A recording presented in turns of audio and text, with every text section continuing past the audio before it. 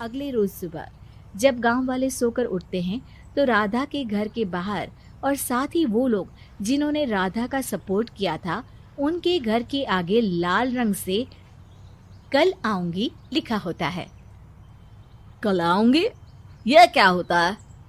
अरे यह तो खून से लिखा है, लगता है कोई भूत प्रेत या चुड़ैल का साया है। चलो सरपंच जी के पास चलते हैं। सभी सरपंच के पास जाकर उसे सारी बात बताते हैं। अरे ये तो बड़ी मुश्किल की बात है। चलो मैं एक बाबा को जानता हूँ, उन्हें बुला लेता हूँ।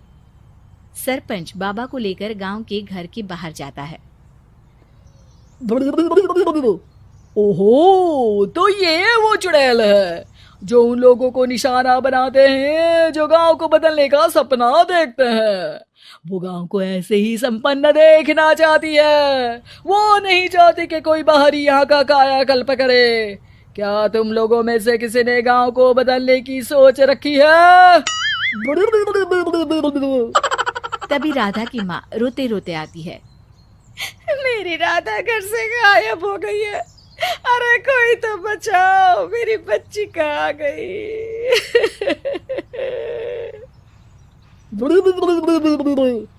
ले गई वो चुड़ैल, तेरी बच्ची को ले गई। अब वो उसे श्रापित करके छोड़ेगी, उस पर चुड़ैल का साया हो जाएगा। तभी बुरी सी हालत में राधा भी वहां आ जाती है। उसके बाल चुड़ैल की तरह फैले होते हैं और कपड़ों में खून लगा होता है। सभी राधा को देखकर डर जाते हैं। माँ, पता नहीं मुझे कौन उठा कर ले गया था। अरे दूर दूर हो जा चुड़ैल, अब हम लोग इस गांव में नहीं रुकेंगे। अरे कैसी बातें कर रहे हैं आप? कल तो आप मेरे भरोसे गांव का हुलिया बदलने, अपने बच्चों को पढ़ाने और तरक्की उन्नति की बात कर रहे थे, तो आज क्या हो गया आपको? ये फिर तुम लोगों को बहकाएगी। ये चुड़ैल गांव में आ चुकी है, ऐसे ही ये तुम्हारे घर के बच्चों को भी ले जाएगी। गांव वाले राधा को गांव से बाहर निकाल देते हैं। उसके माँ बाप रोते रहते हैं लेकिन गांव वाले नहीं मानते। मैं भी अपनी बहन के साथ गांव के बाहर रहूंगा, लेकिन वो पढ़ाई नहीं छोड़ेगी। वहीं सरपंच के घर पर सलाहकार कहता है।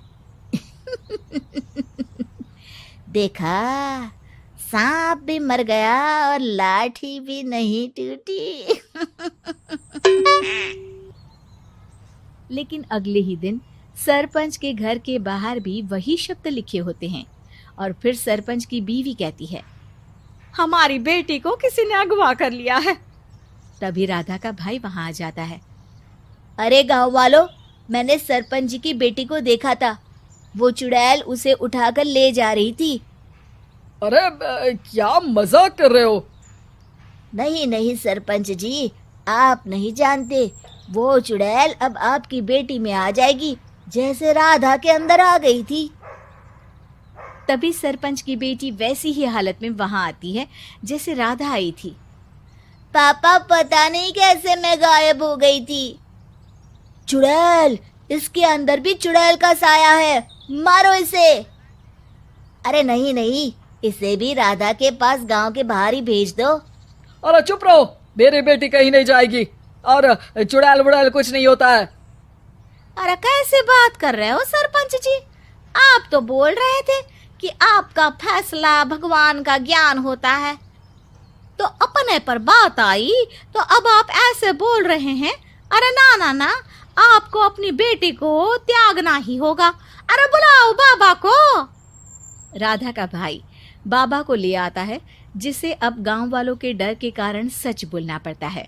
मैं कोई बाबा नहीं हूँ, मैं तो मोची था। ये सलाहकार महोदय ने मुझे कहा था एक्टिंग करने को। अब वो मुझे पैसे देने वाले हैं। अब मुझे माफ कर दो। गलती हो गई, मुझे माफ कर दो। तभी वहां राधा आ जाती है। देखा सरपंच जी, जब गांव के बच्चे साक्षर होंगे तो आप जैसे लोगों की चालाकी नहीं चलेगी।